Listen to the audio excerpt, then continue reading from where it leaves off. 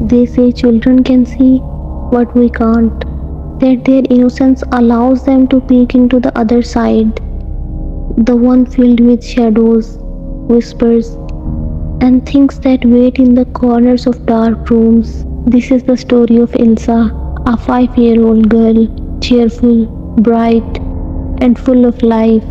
But the things she laughed with, talked to, and even argued with, it wasn't imaginary.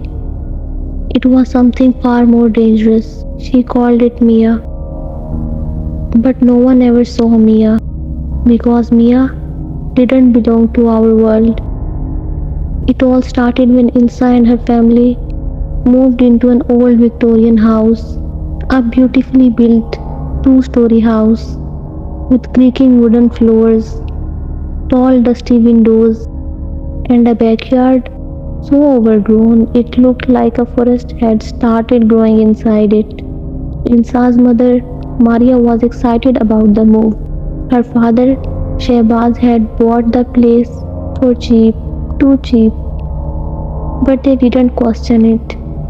Not until Elsa said on the second day, Mia says the walls cry at night. They laughed, thought it was imagination, but the next night, water dripped from the walls. Except it wasn't water, it was thick grey and smelled of rot. From that day on, Elsa was never alone. She would be in her room, giggling to herself, whispering, singing lullabies her parents never taught her. When asked who she was talking to, she would simply reply, Mia. She lives in the mirror. And every time they looked into the mirror, they saw nothing. But Elsa waved at someone. One day, Elsa refused to go outside. She said Mia didn't like sunlight. Maria, concerned, tried removing all the mirrors in Elsa's room. That night, Elsa screamed like she was being burned alive. Her skin turned red, eyes swollen, nails clawed at the air as she shrieked, You made her angry. You made her angry.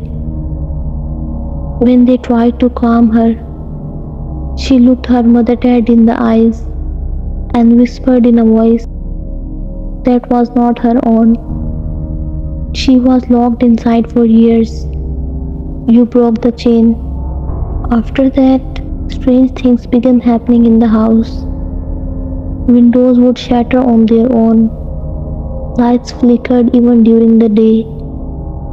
Their pet cat was found hanging from the ceiling fan, twisted in ways no animal should bend. Maria started seeing glimpses, just flashes. A girl in white, long black hair, no feet, eyes too wide, mouth stitched shut, and always standing behind Elsa. They took Elsa to a child psychiatrist.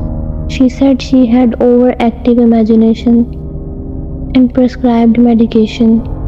That night, Elsa stopped speaking altogether.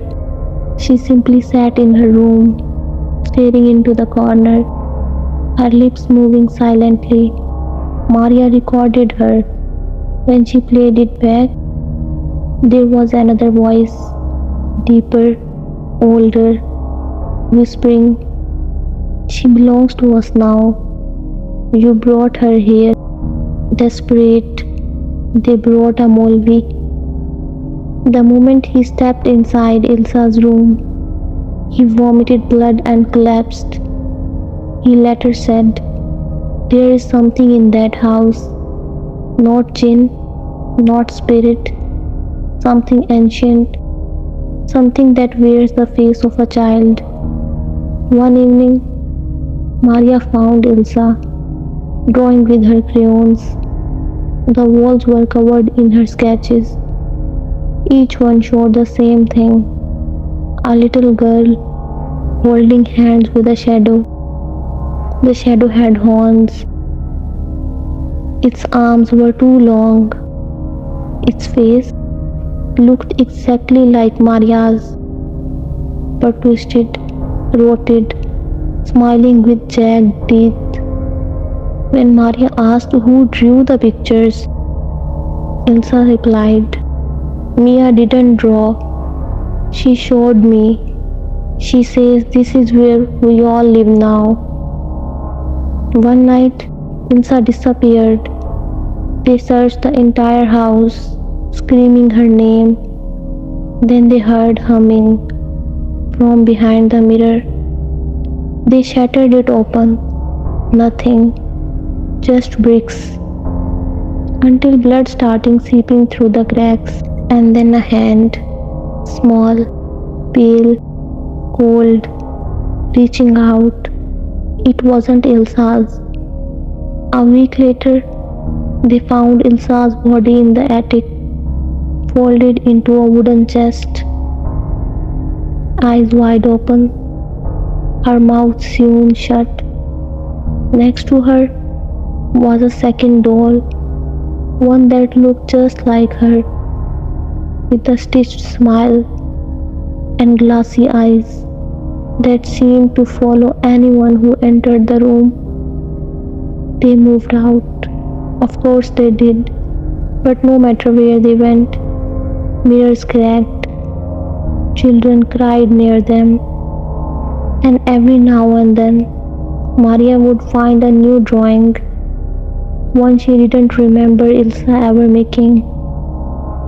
Each one showed Mia getting closer to her, and sometimes at 3 a.m., when everything is silent, Maria swears she hears a tiny voice from inside the mirror.